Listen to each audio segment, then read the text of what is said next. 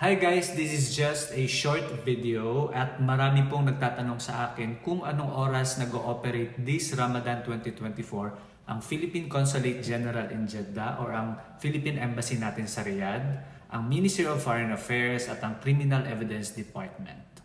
To answer your question, the Ministry of Foreign Affairs, the Criminal Evidence Department or the Police Station and the Philippine Consulate General in Jeddah and Philippine Embassy operates from 10 o'clock in the morning until 3 o'clock in the afternoon only. Pumunta lang po kayo sa mga opisina nila before 10 o'clock kasi nagbi-build up na po yung lines. Kaya kung gusto niyo pong maaga matapos, maaga din kayo pumila sa labas, especially sa Ministry of Foreign Affairs.